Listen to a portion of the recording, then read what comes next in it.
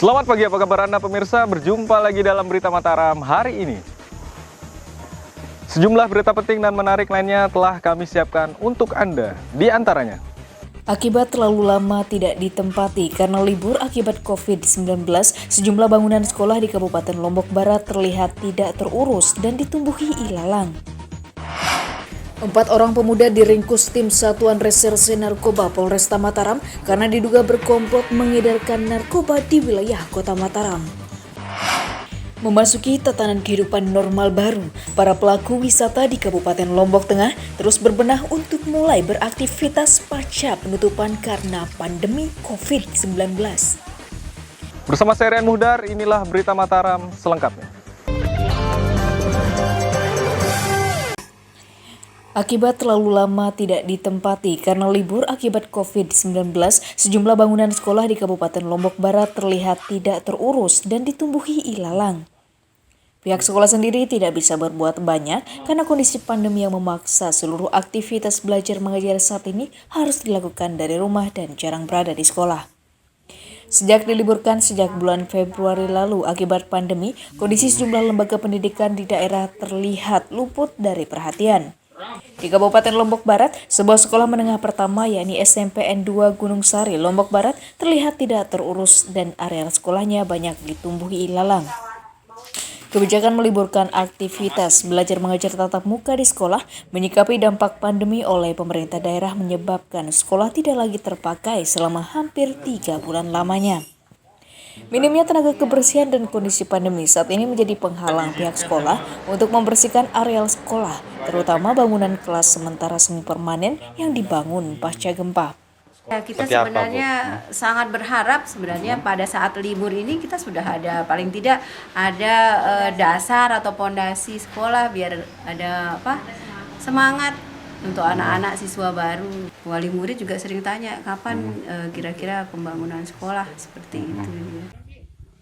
Meski dalam kondisi prihatin karena belum memiliki gedung sekolah lengkap, SMPN 2 Gunung Sari sendiri saat ini tetap membuka pendaftaran siswa baru, namun masih belum memutuskan akan melakukan aktivitas belajar secara tatap muka atau tetap menggunakan sistem online seperti yang berjalan saat ini. Dari Kabupaten Lombok Barat, Hairul Amri, Tim Liputan melaporkan. Memasuki masa normal baru, pemerintah Kabupaten Lombok Barat menyatakan belum siap membuka kembali aktivitas belajar di sekolah secara tatap muka. Selain membutuhkan perencanaan yang matang, hal tersebut juga diakibatkan masih tingginya kasus COVID di Lombok Barat saat ini. Tahapan tatanan kehidupan normal baru belum bisa dilakukan secara optimal di daerah akibat pandemi COVID yang masih terjadi. Di Kabupaten Lombok Barat, meski telah mengambil sejumlah langkah untuk pra-new normal, pemerintah daerah menyatakan belum bisa memastikan kapan proses belajar mengajar di sekolah akan dibuka kembali. Pasalnya, selain memerlukan pertimbangan serta perencanaan yang matang, saat ini angka pasien COVID di Kabupaten Lombok Barat masih relatif tinggi sehingga masih masuk dalam zona merah.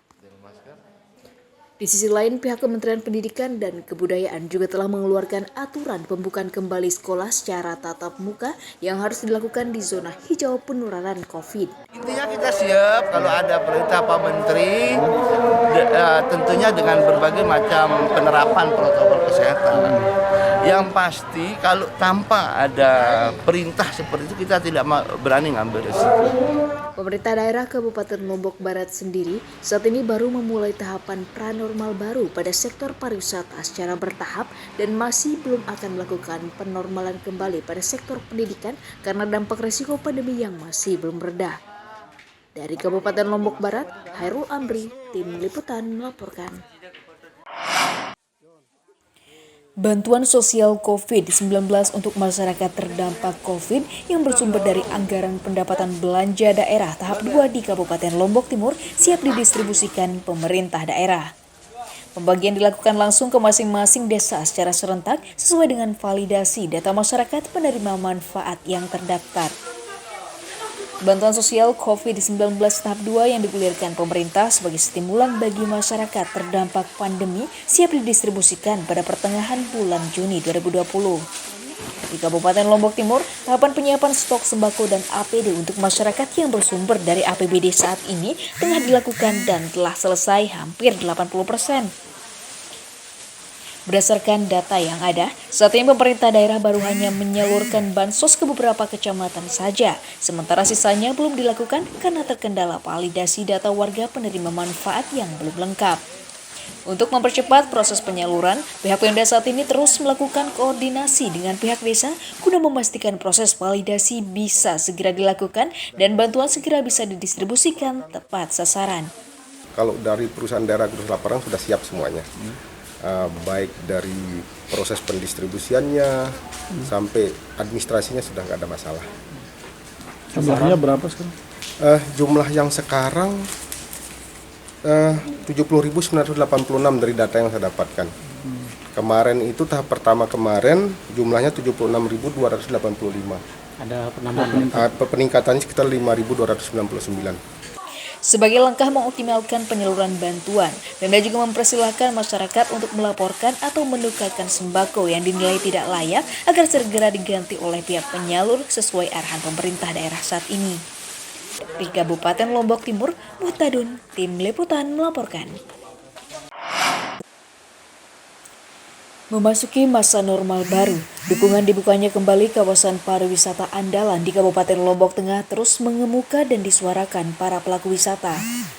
Namun rencana pembukaan tersebut saat ini masih harus menunggu keputusan pemerintah daerah dan tim gugus tugas kabupaten untuk memastikan kesiapan menuju normal baru. Tahapan menuju normal baru dengan membuka kembali kawasan wisata saat ini sudah mulai disuarakan para pelaku wisata di daerah.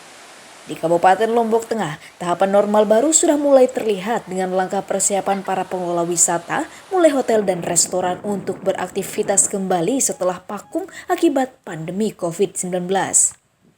Di sisi lain, rencana pembukaan kawasan wisata tersebut saat ini masih dalam kajian pemerintah daerah dengan melakukan koordinasi bersama OPD dan tim gugus tugas COVID di setempat. Pihak Pemda sendiri memastikan proses pembukaan objek wisata akan dilakukan secara bertahap dengan penerapan standar protokol kesehatan secara ketat di seluruh kawasan. Yang pertama dari asosiasi ingin dalam rangka menuju new normal ini ada secara simbolis dibuka objek wisata. Diharapkan ini Kuta, Mandalika. Jadi insya Allah untuk sektor pariwisata kita akan segera buka ini. Jadi prinsipnya begini, kita tidak mungkin hidup berhenti sampai di sini dengan COVID gitu kan. Jadi life must go on gitu prinsipnya. Tapi catatannya itu harus terapkan protokol COVID-19. Langkah koordinasi dan pengawasan penerapan protokol kesehatan harus menjadi bagian penting tahapan pembukaan kawasan wisata di daerah agar tidak menimbulkan persoalan baru dan penanganan COVID bisa dilakukan maksimal oleh para pihak di masa pandemi saat ini. Dari Kabupaten Lombok Tengah, Lukmanul Hakim, Tim Liputan melaporkan.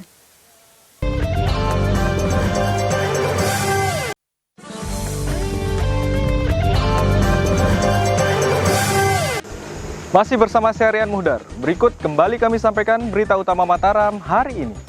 Akibat terlalu lama tidak ditempati karena libur akibat COVID-19, sejumlah bangunan sekolah di Kabupaten Lombok Barat terlihat tidak terurus dan ditumbuhi ilalang. 4 orang pemuda diringkus tim Satuan Reserse Narkoba Polresta Mataram karena diduga berkomplot mengedarkan narkoba di wilayah Kota Mataram. Memasuki tatanan kehidupan normal baru, para pelaku wisata di Kabupaten Lombok Tengah terus berbenah untuk mulai beraktivitas pasca penutupan karena pandemi COVID-19. 4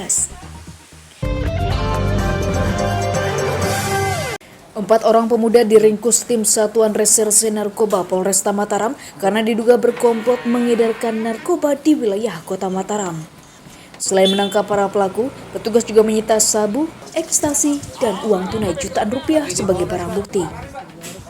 4 orang pemuda masing-masing MK 32 tahun, YH 24 tahun, WM 28 tahun, dan MM 19 tahun asal Mataram diamankan tim Satres Narkoba Polresta Mataram karena diduga berbisnis narkoba di wilayah Kota Mataram. Para pelaku diamankan karena informasi masyarakat yang resah dengan ulah mereka yang diduga kerap bertransaksi dan berpesta narkotika di lingkungan tempat tinggalnya. Atas informasi tersebut, petugas langsung melakukan penyelidikan dan menggerebek para pelaku saat tengah berkumpul di sebuah rumah dan berhasil menyita narkotika jenis sabu seberat 23 gram, 2 butir ekstasi, telepon genggam, dan uang tunai Rp6.545.000 sebagai barang bukti. Hasil interogasi petugas, para pelaku merupakan komplotan pengedar narkoba yang kerap beroperasi di kawasan wisata dan juga wilayah pinggiran Kota Mataram dengan memanfaatkan masa pandemi COVID-19. Berdasarkan informasi dari masyarakat bahwa ada sebuah rumah di Desa Nanggung itu sering digunakan untuk transaksi narkoba. Kemudian tim yang dipimpin oleh Kasat Narkoba langsung melakukan penangkapan. Atas perbuatannya, para pelaku dijerat pasal 114 ayat 2 dan pasal 112 ayat 2 Undang-Undang Nomor 35 Tahun 2009 tentang narkotika dengan ancaman hukuman minimal 5 tahun penjara. Dari Kota Mataram, Awaludin, Tim Liputan melaporkan. Berkedok menjadi dukun, seorang pria di Kabupaten Lombok Timur ditangkap tim perlindungan perempuan dan anak Polres Lombok Timur karena diduga mencabuli anak di bawah umur yang merupakan pasiennya. Aksi cabul yang dilakukan tersangka terbongkar karena orang tua korban tidak terima dengan aksi yang dilakukan sang dukun kepada anggota keluarganya berulang kali. Seorang pria Parubaya berinisial LSW, 56 tahun, asal desa Gunung Raja, Kecamatan Sakra Barat, diamankan tim perlindungan perempuan dan anak Polres Lotim karena diduga melakukan tindakan asusila terhadap anak di bawah umur. Pelaku diamankan karena laporan keluarga korban yang tidak terima, pelaku mencabuli anggota keluarganya dengan dalih pengobatan. Dalam aksinya, pelaku berkedok menjadi seorang dukun yang bisa mengobati segala macam penyakit secara non-medis dan diduga melakukan tindakan asusila terhadap pasien perempuan dengan dalih mengeluarkan penyakit dari tubuh korban. Menurut keterangan korban, pelaku kerap beraksi dengan mengiming-imingi para korban untuk dinikahi atau akan diberikan sejumlah uang oleh tersangka. Keterangan sementara dari terlapor tidak ada ancaman, cuman mengiming-imingi akan dinikahi dan memberikan uang. Terlapor melakukan pencabulan terhadap korban sebanyak 10 kali. Untuk mempertanggungjawabkan perbuatannya, saat ini pelaku harus mendekam di sel tahanan Polres Lombok Timur untuk menjalani pemeriksaan lebih lanjut. Jika terbukti bersalah, pelaku akan dijerat pasal 81 junto pasal 76D atau pasal 82 Undang-Undang RI Nomor 35 Tahun 2014 tentang tindakan cabul dengan ancaman hukuman maksimal 15 tahun penjara. Dari Kabupaten Lombok Timur, Muhtadun, Tim Liputan melaporkan. Kasus pelaksanaan pernikahan yang dilakukan oleh seorang laki-laki dengan menyamar menjadi wanita di Kabupaten Lombok Barat menjadi atensi penegak hukum di Nusa Tenggara Barat. Terkait kasus pernikahan yang masuk ranah pidana tersebut, Kejaksaan Tinggi NTB bersama Kejaksaan Negeri Mataram mengajukan pembatalan nikah ke Pengadilan Agama setempat. Heboh kasus pernikahan seorang pria bernama Suparti yang menyamar menjadi wanita dan melangsungkan pernikahan secara sah di Kabupaten Lombok Barat menjadi atensi serius aparat penegak hukum. Terkait hal tersebut, Kejaksaan Tinggi bersama Kejaksaan Negeri Mataram mengajukan permohonan pembatalan nikah ke Pengadilan Agama Giri Menang Lombok Barat tempat dilangsungkannya pernikahan.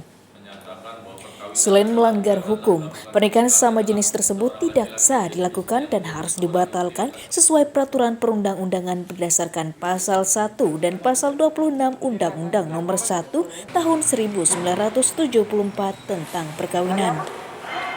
Pihak Kejaksaan Tinggi juga menguatkan berdasarkan hasil pemeriksaan berkas dokumen pernikahan, petugas mendapati ada indikasi pemalsuan dokumen kependudukan sehingga sangat layak untuk diajukan pembatalan demi hukum. Yang bisa mengajukan pembatalan pernikahan diantaranya adalah keluarganya, suami istri itu sendiri dan jaksa. Jaksa sendiri nanti ya, terangkap di pasal 26 Undang-Undang Nomor 1 Tahun 74 tentang perkawinan. Kasus pernikahan seorang pria bernama Supardi yang menyamar menjadi wanita dengan seorang pria berinisial MUH pada pekan lalu menyita perhatian masyarakat di Kabupaten Lombok Barat dan menjadi polemik karena keduanya dinikahkan secara sah disaksikan oleh masyarakat dan pihak KUA setempat. Dari Kota Mataram, Awaludin, Tim Liputan melaporkan. Kepolisian Daerah Nusa Tenggara Barat mendorong seluruh media massa meningkatkan sinergitas dalam membangun kondusivitas daerah dengan informasi yang positif. Selain harus menjadi sumber informasi yang positif, media juga berperan penting dalam meningkatkan imunitas masyarakat di tengah pandemi saat ini. Semangat peningkatan sinergitas antar instansi dan organisasi media menghadapi pandemi terus dilakukan Kepolisian Daerah Nusa Tenggara Barat untuk kondusivitas daerah. Dalam pertemuannya dengan awak media dan perwakilan organisasi televisi IGTI NTB, Kapolda Nusa Tenggara Barat Irjen Pol Muhammad Iqbal mengingatkan kembali peran utama media sebagai sumber informasi yang harus mencerdaskan masyarakat. Karenanya media menurut Kapolda harus konsisten dalam menyampaikan informasi yang akurat dan terus bersinergi mendorong terjadinya kondusivitas daerah terlebih di masa pandemi saat ini. Terlebih sebagai pilar demokrasi keempat dalam membangun tatanan sosial bernegara, media harus mampu memainkan perannya mendukung terciptanya iklim yang menyejukkan serta mampu menjalin hubungan baik dengan pemerintah maupun aparat keamanan. Dalam kesempatan tersebut, Kapolda juga mendorong media massa di daerah untuk membangun optimisme dan imunitas masyarakat yang saat ini tengah menghadapi pandemi. Inginkan dari kampung sehat itu, kampung sehat ini berbasis lomba. Kita lombakan, terus sehingga mereka berkompetisi berlomba-lomba untuk mematuhi protokol kesehatan COVID, mendisiplinkan masyarakatnya. Tapi juga ada strategi kami yang mungkin jiwa kompetisi itu dengan strategi apa? Media adalah untuk menyampaikan pesan moral pada instansi baik kepolisian maupun pemerintah daerah bahwa kita jurnalistik juga harus bisa bersinergi dengan baik untuk membangun imunitas masyarakat di tengah pandemi saat ini untuk benar-benar bisa keluar dari pandemi dan membangun ekonominya dengan baik. Selain memegang peranan penting dalam membangun kondusivitas daerah dengan informasi yang positif, media juga diharapkan tetap mampu menjadi kontrol sekaligus menjadi solusi dalam menjawab dinamika sosial masyarakat dewasa ini. Dari Mataram, Hairul Amri, Tim Liputan melaporkan.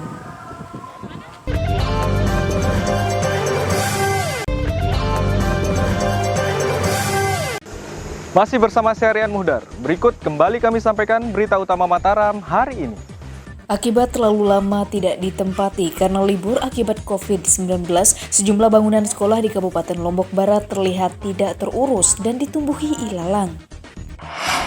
4 orang pemuda diringkus tim Satuan Reserse Narkoba Polresta Mataram karena diduga berkomplot mengedarkan narkoba di wilayah Kota Mataram. Memasuki tatanan kehidupan normal baru, para pelaku wisata di Kabupaten Lombok Tengah terus berbenah untuk mulai beraktivitas pasca penutupan karena pandemi COVID-19.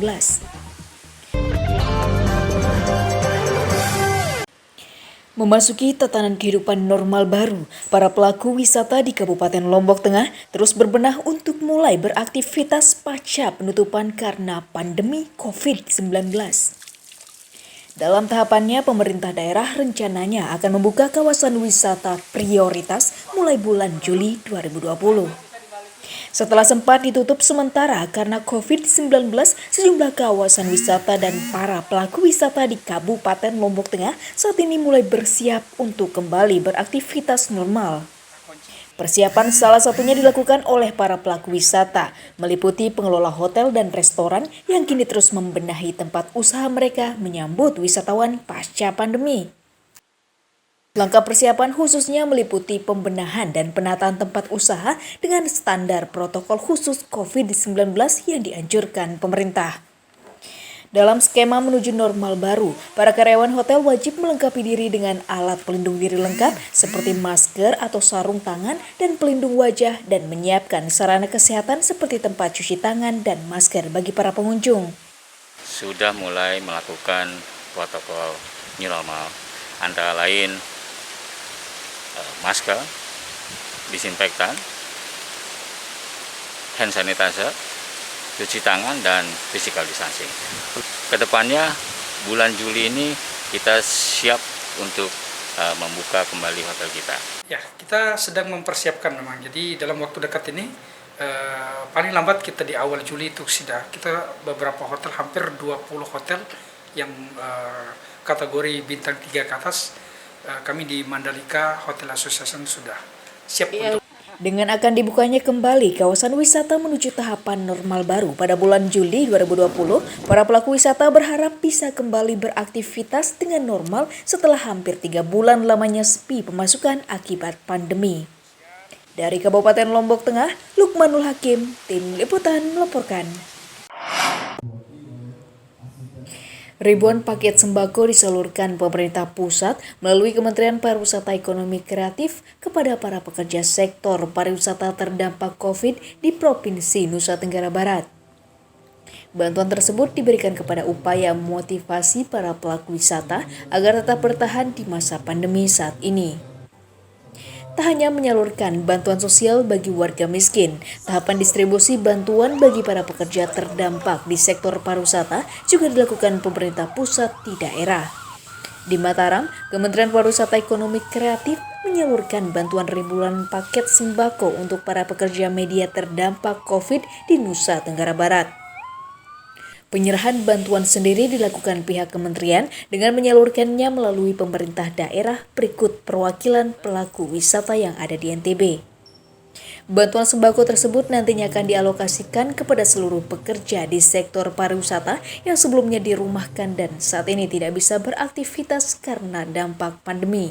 Ya, yang diprioritaskan adalah untuk pekerja pariwisata dan ekonomi kreatif yang terdampak akibat pandemi COVID. Jadi mereka yang terkena PHK atau mereka yang sudah tidak dibayar selama 3 minggu lebih. Itu antara kriteria utamanya. Selain berdampak pada tidak beroperasinya para pelaku wisata di daerah, dampak pandemi juga menyebabkan sedikitnya 15.000 pekerja di sektor pariwisata saat ini terpaksa dirumahkan akibat pandemi COVID-19. Dari Kota Mataram, Emi Kusuma, Tim Liputan melaporkan.